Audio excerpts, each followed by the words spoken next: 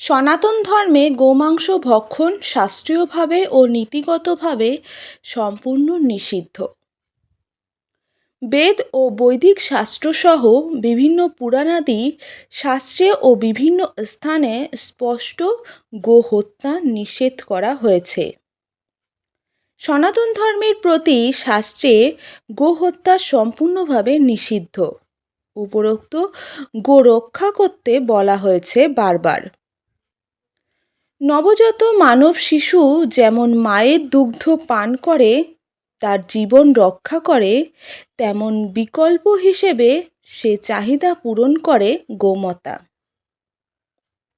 জন্ম থেকে মৃত্যু অবধি গোমাতা আমাদেরকে নিবিচ্ছিন্ন অমৃতরূপে দুগ্ধ দান করে থাকেন, জাতি ধর্ম নির্বিশেষে।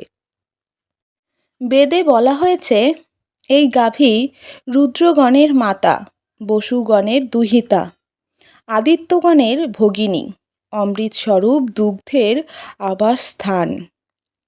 তাই আমি বিবেকবান মনুষ্যের প্রতি এই উপদেশ দিই যে নিরপরাধ অসীম গুণে সমৃদ্ধ গোদেবীকে বধ না করে।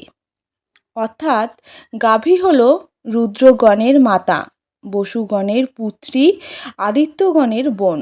এই গাভী সকল দেবতার নিবাস করেন।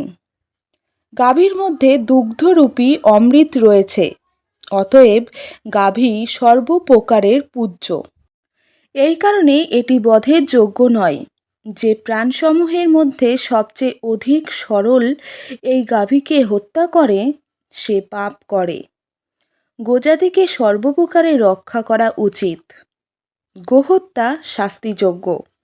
ঋগ্বেদের 10, 87 এবং 16 নং মন্ত্রে বলা হয়েছে, যে হত্যা করার অযোগ্য গাভীকে হত্যা করে, হে অগ্নি, নিজ বলে তাদের মস্তক ছেদন করে দাও।